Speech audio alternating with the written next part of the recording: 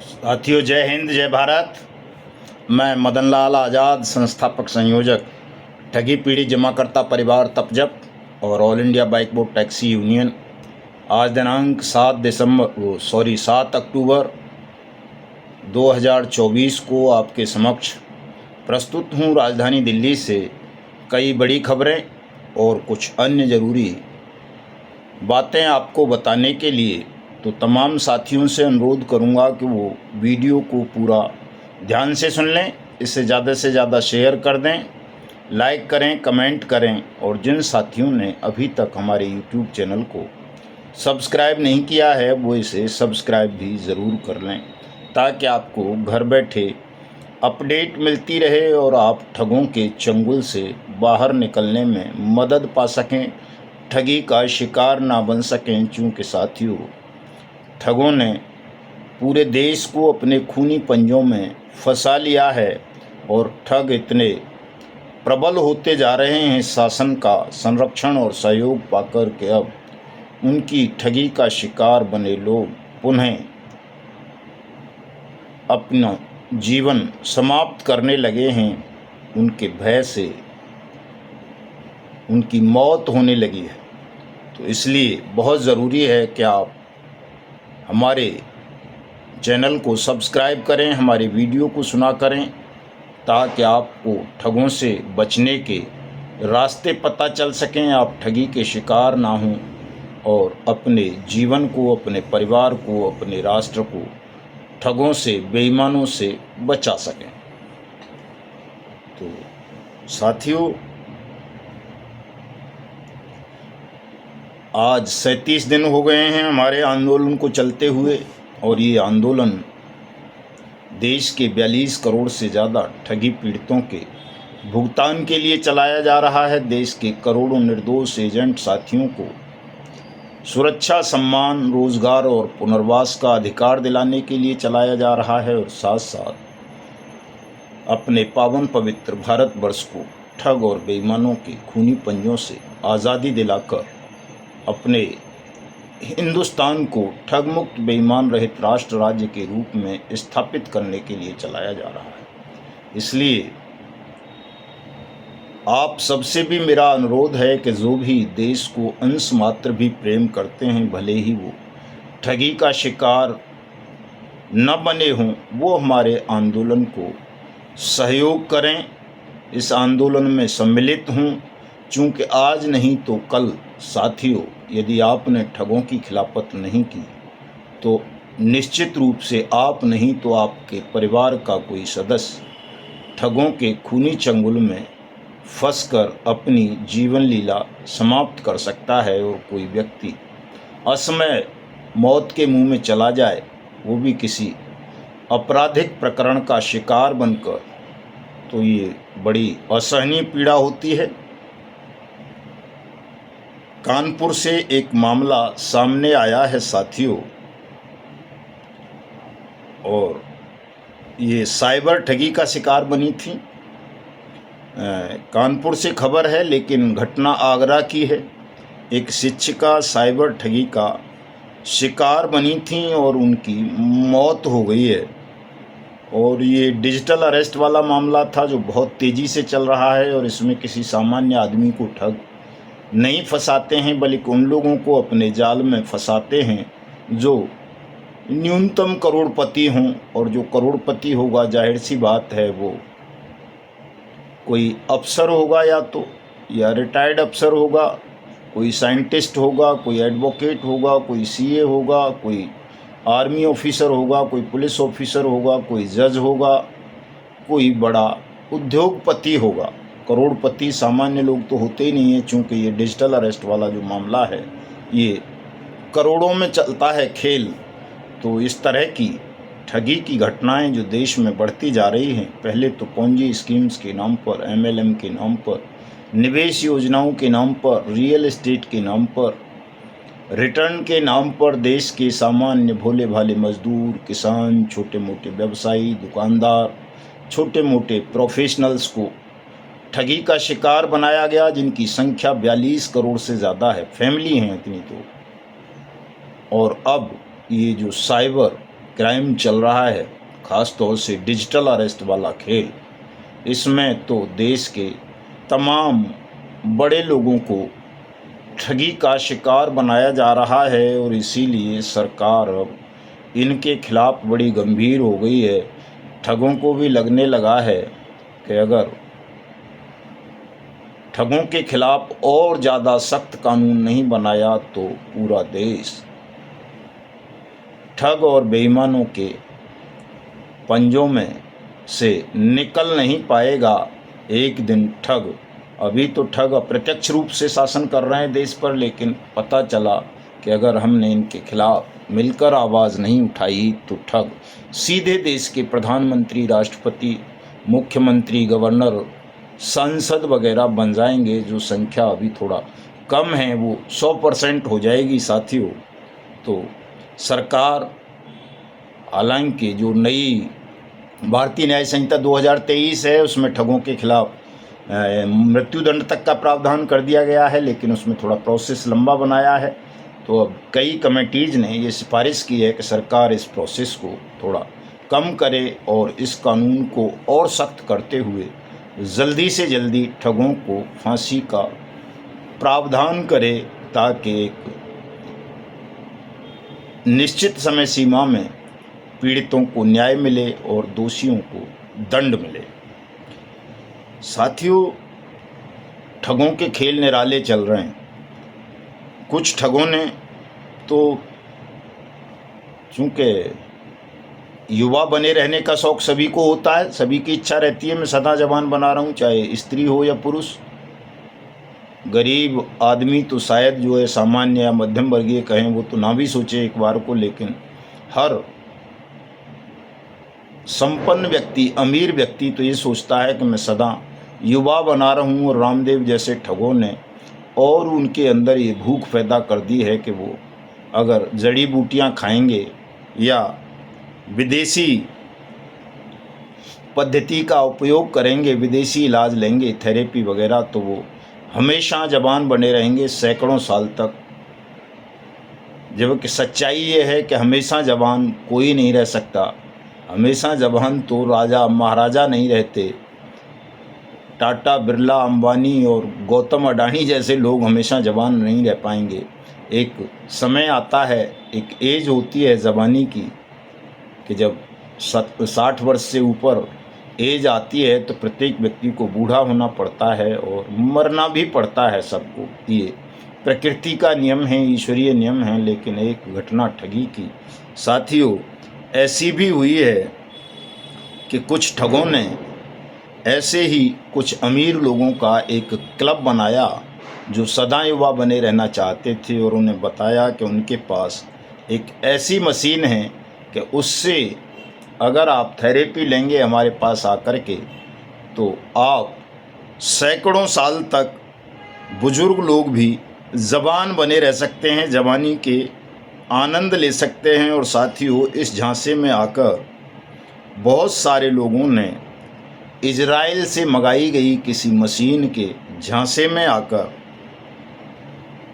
वो थेरेपी लेना शुरू कर दी और लगभग 35 करोड़ की ठगी अकेले कानपुर में कई बुजुर्ग दंपतियों के साथ हुई। तो आप समझ सकते हैं कि ठग कितने शातिर हैं, उनकी दृष्टि कितनी गिद्ध दृष्टि है, दूर देखने वाली है, कि वो किस किस तरह से लोगों को झांसे में लेकर अपनी ठगी का शिकार बना रहे हैं। इसलिए साथियों, ये बहुत ज़रूरी है कि हम ठगों के खिलाफ इस तरह के एक्शन लें। एक और ठगी प्रकरण साथियों, कल मैं अपने गांव में था। मेरा गांव जेवर के पास है, अलीगढ़ डिस्ट्रिक्ट में। तो वहाँ कुछ साथियों से मुलाकात हुई। जो जेवर इंटरनेशनल एयरपोर्ट बन रहा है, जिसकी बहुत धूम मच रही है पूरे हिंदुस्तान में, नहीं सारी दुनिया में, वहाँ पर काम करने वाले मज़दूरों का जो पीएफ होता है, ईपीएफ, उसको ठेकेदार लोग खा गए, जमा ही नहीं किया, ठग लिया तमाम मज़दूरों को। तो लगभग 9 से 10 हज़ार मज़दूर उस साइट पर काम करते हैं और उन सब के साथ ईपीएफ के नाम पर बड़ी भारी ठगी हुई है। तो ये भी एक बड़ा मुद्दा है। और आज एक बढ़िया खबर आई है इस संदर्भ में कि जो स्पाइस जेट का मालिक है अजय सिंह, उस पर मजदूरों का पीएफ हड़प लेने के मामले में पीएफ डिपार्टमेंट ने ईपीएफओ जिसको बोलते हैं केंद्रीय भविष्य निधि संगठन, उसने एफआईआर करा दी है। हालांकि वो सफाई देता फिर रहा है अजय सिंह, और ये पुराना ठग है, इसने निवेश योजनाएं भी चलाई थीं, तो इसके खिलाफ एफआईआर हो जाना ईपीएफओ की शिकायत पर बड़ी बात है। लेकिन मैं सरकार से कहना चाहूँगा कि ईपीएफओ बहुत कम मामलों में इस तरह की शिकायत करता है कंपनीज के खिलाफ। इस कानून में थोड़ा संशोधन किया जाए और ऐसा बनाया जाए इसे कि जो विक्टिम है, पीड़ित भी इसमें अपने मालिकों के खिलाफ, प्रबंधकों के खिलाफ एफआईआर करवा सके। यदि कोई मालिक, ठेकेदार उसका पीएफ नहीं दे रहा है या काट नहीं रहा या उसको गलत इन्फॉर्मेशन देकर, झांसे में देकर उसका ईपीएफ का जो पैसा है उसे हड़प जाता है। चूँकि ये बड़ा उस तरह का मामला है, मान लीजिए अगर मैनेजमेंट 12% पैसा अपना जमा करता है, 12% मजदूर का काटता है, तो इसमें कुछ अंशदान सरकार का भी होता है। और फर्जी दस्तावेज बना करके कंपनी इस तरह मजदूरों को भी ठगती हैं और सरकार को भी ठग लेती हैं। तो बहुत ज़रूरी है ईपीएफओ कानून में संशोधन करना और इसमें पीड़ित को, मजदूर को, कर्मचारी को एफआईआर लिखवाने का अधिकार देना, ताकि ये धांधली पूरे देश में रुक सके। चूँकि ये कोई छोटी मोटी धांधली नहीं है साथियों। हालांकि हमारे 42 करोड़ ठगी पीड़ित जमाकर्ता परिवार हैं, लेकिन उनमें से जो साथी मजदूरी का काम करते हैं, ऐसे भी 40 करोड़ लोग देश में हैं जिनके साथ ईपीएफ के नाम पर ठगी होती है, घोटाला होता है। तो ऐसे साथियों को भी अब हमारे मूवमेंट से जुड़ना चाहिए। चूँकि हमारी ये लड़ाई भुगतान की लड़ाई है। आपके साथ कहीं ठगी होती है, किसी भी नाम पर आपका भुगतान नहीं दिया जाता, चाहे आप किसान हैं, अगर आपकी फसलों का भुगतान पेंडिंग है, आप मज़दूर हैं, आपका वेतन, पीएफ, ईएसआईसी या कुछ भी अंशदान, कोई भी भुगतान पेंडिंग है, वो नहीं मिल रहा है समय पर, तो आप लोगों को भी हमारे मिशन भुगतान आंदोलन में जो 1 सितंबर 2024 से लगातार पूरे देश भर में राष्ट्रव्यापी स्तर पर चल रहा है, उसमें आपको सबको जुड़ना चाहिए, ताकि हम मजबूती के साथ देश के बेईमान सिस्टम को झुका सकें, ज़मींदोज़ कर सकें और देश के तमाम ठगी पीड़ितों का और उन लोगों का भुगतान करवा सकें जिनका भी भुगतान कहीं भी पेंडिंग है, जमा योजनाओं के नाम पर या किसी और नाम पर। तो साथियों, चूँकि राष्ट्रव्यापी आंदोलन है और इसको राष्ट्रव्यापी बनाना है, आप समझ सकते हैं ठगों की प्रबलता को। एक और खबर है कि जो सेबी की चीफ हैं, जिस सेबी को लेकर के हमारे पीएसीएल पल्स के और दूसरी कई कंपनियों के लोग बहुत मुतमईन रहते हैं, आशान्वित रहते हैं कि सेबी उनका भुगतान कर देगा, तो सेबी की जो प्रमुख हैं, चीफ हैं, माधवीपुरी बुच, और वो आज से नहीं है, काफ़ी लंबे समय से सेबी को हैंडल कर रही हैं। 2017 से सेबी में वो जुड़ी थी, 2022 में वो चीफ बन गई थी सेबी की। उनकी ठगी का एक मामला भी उजागर हुआ है कि वो सेबी में, सेबी सरकारी नियामक है, कोई प्राइवेट एजेंसी तो है नहीं, उसमें पद पर रहते हुए वो 2 और जगह काम करती रहीं जहाँ से वेतन उठाती रहीं। एक तो प्राइवेट बैंक है आईसीआईसी, और एक और कोई कंपनी है जहाँ से माधवीपुरी तनख्वाह लेती रहीं। तो आप समझ सकते हैं कि जिस संस्थान की प्रमुख ही ठग हों, वो संस्थान, वो नियामक, वो एजेंसी आपका भुगतान कैसे कर देगी।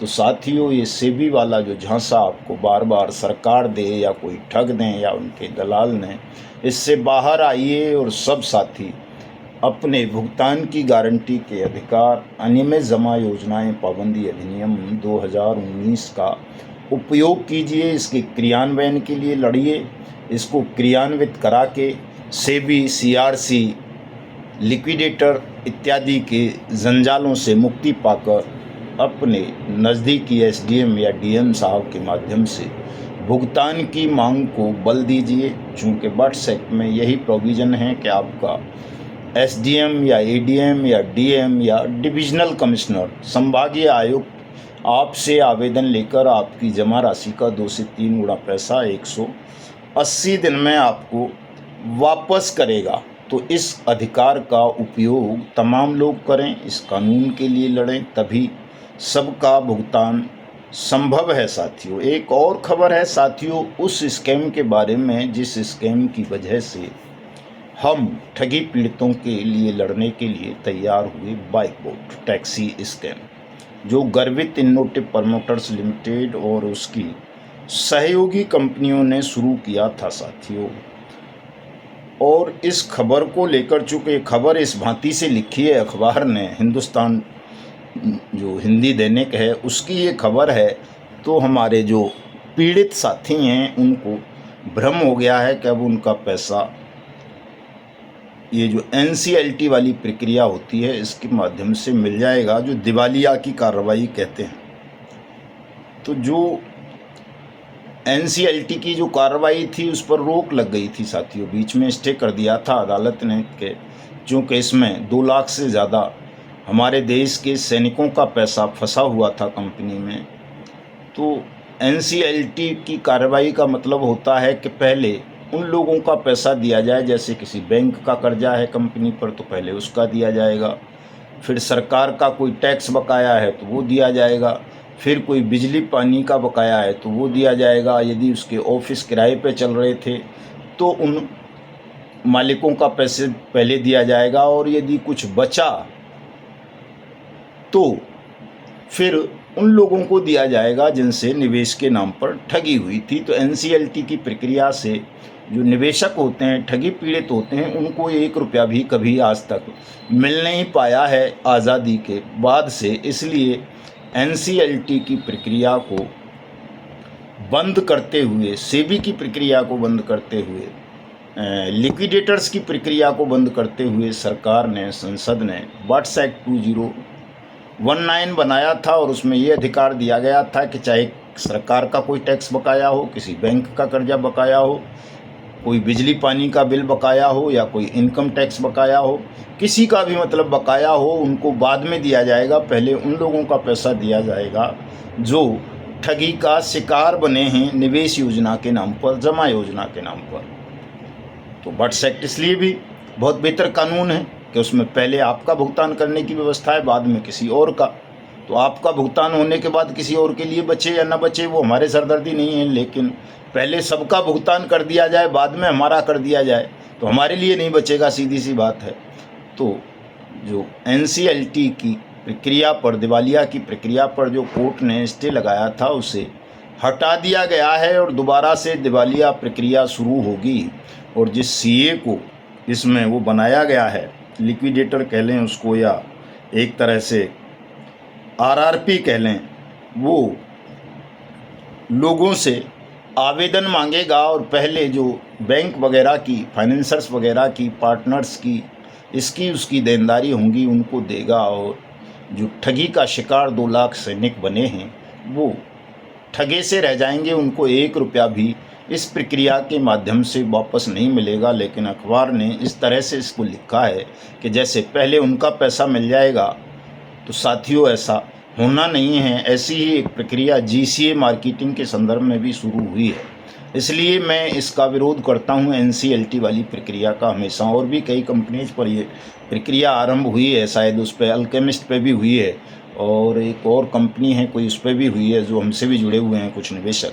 तो इसलिए मैं एनसीएलटी की प्रक्रिया का सदा विरोध करता रहा हूँ, चूँकि बट्स एक्ट तो बनाया ही तब गया था जब ये सारी व्यवस्थाएं, प्रावधान, चाहे वो सुप्रीम कोर्ट के आदेश हों, किसी हाई कोर्ट के आदेश हों, चाहे एनसीएलटी हो, चाहे लिक्विडेटर हो, चाहे सेबी हो, चाहे सहारा सीआरसी जैसे फेक पोर्टल हों, ये सब विफल हो चुके थे, विफलता के प्रतीक बन चुके थे। इसलिए बट्स एक्ट को लाया गया ताकि करोड़ों लोगों का भुगतान समय पर किया जा सके, और इसीलिए हम इन सब का विरोध करते रहे। लेकिन ठग और उनके दलाल इतने तेज होते हैं, उनका नेटवर्क इतना तेज होता है कि वो लोगों को बहका लेते हैं और ऐसी खबरों को इस तरह परोसते हैं जैसे अब उनका भुगतान होने वाला हो। तो साथियों, चाहे बाइक बोट हो, जीसीए हो या कोई और कंपनी हो, जहाँ भी एनसीएलटी दिवालिया की प्रक्रिया आरंभ हुई है, वहाँ किसी का कोई पैसा वापस नहीं मिलना है। इस झांसे में कोई साथी ना आए।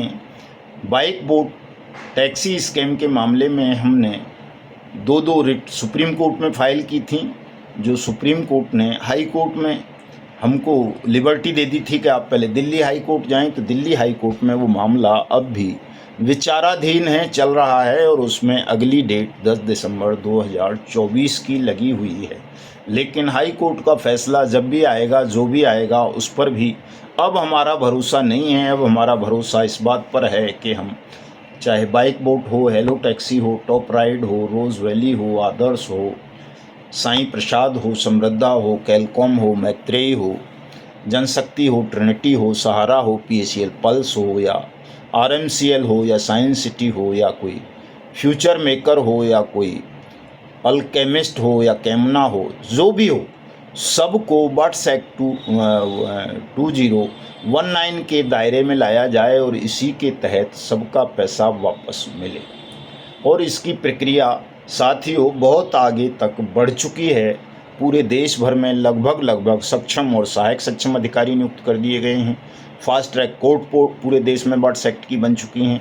बहुत सारे राज्यों में आवेदन भी होने आरंभ हो चुके थे, भुगतान नहीं हुआ, इसलिए हमने भुगतान करवाने के लिए 1 सितंबर 2024 से सरकार के विरुद्ध असहयोग आंदोलन शुरू किया, और वो आंदोलन बड़ी तेज़ी से पूरे देश में फैलता जा रहा है साथियों। और बहुत सारे लोगों का हमें समर्थन भी इसमें मिल रहा है।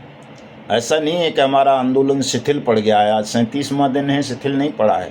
मेरे क्रांतिवीरों ने, मेरे तपस्वी साथियों ने, मेरे वीर वीरांगनाओं ने देश के पूरे बेईमान सिस्टम को हिलाकर रख दिया है। न केवल देश के प्रधानमंत्री का हृदय कांपने लगा है, बल्कि तमाम राज्यों के मुख्यमंत्री तक इस वक्त कांप रहे हैं इस आंदोलन को देख कर के कि ये देश के सबसे कमज़ोर तबके के लोगों ने इतना लंबा, इतना बड़ा आंदोलन कैसे आरंभ कर दिया और अब इनसे कैसे बचा जाए। आज कर्नाटक में पूर्व मुख्यमंत्री वहाँ के, उनका क्या नाम है, बोम्मई साहब, बसवराज बोम्मई साहब हमारे कार्यक्रम में आए थे। मैंने अभी थोड़ी देर पहले ये खबर लगाई थी, आप देख सकते हैं, यही हैं बसवराज बोम्मई साहब। चीफ मिनिस्टर रहे कर्नाटक के, आज हमारे साथियों के बीच में आए थे और आश्वासन देकर के गए हैं कि वो हमारी इस लड़ाई में सहयोग करेंगे और सबका पैसा वापस दिलाएंगे। मैंने कल भी बताया था कि वहाँ की सरकार ने भी, वैसे जो सिद्धारमैया साहब वहाँ के चीफ मिनिस्टर हैं, उन्होंने कह दिया है अपने सेक्रेटरी को, फाइनेंस सेक्रेटरी ने जो भुगतान अधिकारी हैं बट्स एक्ट के अंतर्गत कर्नाटक में, उन सब की मीटिंग आहूत करने का निर्णय ले लिया है। बहुत जल्दी कर्नाटक में भुगतान की और भुगतान आवेदनों की प्रक्रिया आरंभ हो जाएगी। इसी तरह से छत्तीसगढ़ में देखेंगे हमारे साथियों ने, ये छत्तीसगढ़ की विपक्ष की नेता हैं, विधायक हैं, हरवंश जैसा कुछ नाम है इनका, इनसे काफ़ी लंबी वार्ता की है, ज्ञापन दिया है और उन्होंने आश्वासन दिया है कि वो इस मुद्दे को पूरी ताकत के साथ छत्तीसगढ़ विधानसभा में उठाएंगी और छत्तीसगढ़ में भी बट्स एक्ट 2019 की अनुपालना सुनिश्चित करवाकर सबका भुगतान करवाएंगे। इसी तरह से आप देख रहे होंगे राजस्थान बहुत पिछड़ा हुआ राज्य था बट्स एक्ट के मामले में। राजस्थान के तमाम ज़िलों में, तहसीलों में हमारा आंदोलन बहुत ज़ोरदार तरीके से चल रहा है। तमाम सांसद, वहाँ के तमाम विधायक अपने मुख्यमंत्री को पत्र लिख रहे हैं और बहुत जल्दी हम जयपुर में एक विशाल कार्यक्रम की तैयारी कर रहे हैं ताकि वहाँ के मदमस्त मुख्यमंत्री को घेर कर उसे बता सकें कि 200 से ज़्यादा एमएलएज के पत्र हैं, दर्जनों सांसदों के पत्र हैं तुम्हारे नाम, और तुम अभी तक सोए हुए हो। इस आंदोलन की गंभीरता को समझ नहीं रहे हो कि क्या होने जा रहा है देश में। तो ये तमाम चीज़ें करना बहुत ज़रूरी हैं साथियों। और नवंबर में जब पार्लियामेंट का सत्र चलेगा, या तो केंद्र सरकार पूरे देश में बर्ड्स एक्ट के लिए पुनः गाइडलाइन इशू करके इसको, जैसे 21 फरवरी 2019 की आधी रात से ये कानून पूरे देश में बाया ऑर्डिनेंस लागू कर दिया गया था। पूरे देश में छापामारी शुरू हो गई थी, कलकत्ता के पुलिस कमिश्नर को अरेस्ट करने के लिए सीबीआई पहुंच गई थी। उसी तरह से पुनः केंद्र सरकार सख्त रुख अपनाए, सख्त रवैया अपनाए, कानून को पूरे देश में लागू करे, सबके आवेदन करवाए, सबका भुगतान करवाए। अगर ऐसा नहीं करवाती है तो जब संसद का सत्र शुरू हो जाएगा साथियों, शीत सत्र नवंबर में शुरू होना है, हम लोग विदाउट एनी परमिशन, कोई परमिशन नहीं मांगेंगे इसके लिए किसी पुलिस से न किसी सरकार से, हम पार्लियामेंट को घेरेंगे और उस घेराव को तब तक खत्म नहीं करेंगे कि या तो सबका भुगतान होगा या फिर नरेंद्र मोदी को सत्ता त्यागनी होगी। इस आह्वान पर, इस संकल्प के साथ पार्लियामेंट को भी घेरेंगे, तमाम विधानसभाओं को भी घेरेंगे। तो इसकी तैयारियों में तमाम साथी अभी से लग जाएं और इस आंदोलन को राष्ट्रभक्ति का सबसे महत्वपूर्ण आंदोलन मानते हुए इसमें तन मन धन से सहयोग करें। भले ही कोई साथी 1 रुपये का सहयोग करे, लेकिन अवश्य करे यदि वो स्वयं को देशभक्त मानता है। तो वो ठग है, बेईमान है, धन पशु है, उससे हमको नहीं चाहिए, 1 करोड़ भी नहीं चाहिए, कुछ भी नहीं चाहिए। लेकिन यदि कोई अपने आप को देशभक्त मानता है, देश को ठग और बेईमानों के खूनी चंगुल से आज़ादी दिलाना चाहता है, तो ऐसे नागरिक को, ऐसे व्यक्ति को, हमारे संगठन को तन से, मन से, धन से सहयोग अवश्य करना चाहिए। तो हमारे कुछ दानवीर साथियों ने हमको धन से सहयोग किया है, आर्थिक सहयोग किया है। मैं उन सब का बहुत बहुत आभार व्यक्त करता हूँ, उन्हें धन्यवाद देता हूँ कि उन्होंने हमारी बात को समझा, देश प्रेम का प्रदर्शन किया और हमारे संगठन को उन्होंने आर्थिक सहयोग दिया। ऐसे साथियों में विजय ओराम साहब हैं, उन्होंने 11 रुपये भेजे हैं। चित्रसेन साहू जी हैं, उन्होंने 21 रुपये भेजे हैं। रंजू रॉय साहब हैं, उन्होंने 101 रुपये की सहयोग राशि भेजी है। यार मोहम्मद खान साहब हैं, उन्होंने 50 रुपये भेजे हैं। हरी सिंह जी ने 5 रुपये भेजे हैं। और रामवरण शर्मा हैं हमारे जिला उपाध्यक्ष मुरैना, उन्होंने चूँकि 10 तारीख को हमारी टीम को मुरैना बुलाया है, तो उसके खर्चे के लिए 5000 रुपये भेजे हैं, ताकि डीजल पानी का जो भी खर्चा आए वो हमें अपनी पॉकेट से ना लगाना पड़े। जगदीश प्रसाद जी हैं, उन्होंने 51 रुपये भेजे हैं। और दुर्गा शंकर जी हैं, उन्होंने 100 रुपये भेजे हैं। देवेंद्र कुमार जी ने 105 रुपये भेजे हैं। विजेंदर ओराम साहब ने 10 रुपये भेजे हैं। विजेंदर ओराम साहब ने ही 1 रुपया और भेजा है। एक इरफान हुसैन सैफ़ी साहब हैं, उन्होंने 100 रुपये भेजे हैं। इसी तरह साथियों पंकज कुमार जी ने 1 रुपया भेजा है। और हमारे मध्य प्रदेश के बहुत कर्मठ जुझारू साथी आदरणीय बुद्धिमान रमेश सोनी साहब ने हरदा से 105 रुपये भेजे हैं। तो मैं तमाम साथियों का बहुत बहुत आभार व्यक्त करता हूं और आप सबसे भी उम्मीद करता हूं कि जो भी हमारे श्रोता हैं, दर्शक हैं, सहयोगी हैं, वो सब इसी तरह से आर्थिक सहयोग करते रहें। चूँकि 10 तारीख से हमको देश में देशाटन के लिए निकलना है, देश को जगाने के लिए, ताकि हम अपने देश को ठगों के खूनी पंजों से आज़ादी दिलाते हुए तमाम ठगी पीड़ितों का भुगतान करा सकें, तमाम निर्दोष साथियों को सुरक्षा, सम्मान, रोज़गार, पुनर्वास की गारंटी का अधिकार दिला सकें।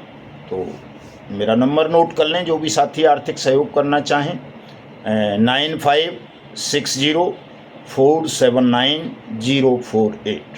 जो साथी संगठन से जुड़ना चाहें, चूँकि संगठन का विस्तारीकरण भी बहुत आवश्यक है। आज आंदोलन चल रहा है, सरकार झुक रही है, डर रही है, कई आश्वासन दे सकती है, झांसे दे सकती है, लेकिन यदि भुगतान से पूर्व हमने आंदोलन वापस ले लिया तो साथियों ये सरकार निश्चित रूप से आपका भुगतान भूल जाएगी। फिर हमें वैसे ही लड़ना पड़ेगा, चूँकि ऐसे आश्वासन तो कई बार सरकार हमको दे चुकी है, बल्कि बाकायदा ये पार्लियामेंट्री एक्ट बनाकर वचन दिया था सरकार ने आपकी पैसे की वापसी का, जमा राशि का। जब एक्ट को भूल गई, वचन को भूल गई पार्लियामेंट के दिए हुए को, तो ऐसी बेईमान सरकार से हमें पुनः भी विश्वासघात की ही उम्मीद रखनी चाहिए कि वो पुनः हमारे साथ, देश के साथ छल करेंगे, अपनी ईमानदारी का परिचय नहीं देंगे। इसलिए साथियों, जब तक कोई ठोस कार्रवाई नहीं हो जाती, भुगतान नहीं हो जाता, हम चुप नहीं बैठेंगे। इस आंदोलन को घर घर ले जाएंगे, पूरे देश को जगाएंगे और इस बेईमान सिस्टम को या तो ये भुगतान करेगा या फिर जमींदोज कर देंगे। तो जय हिंद, जय भारत।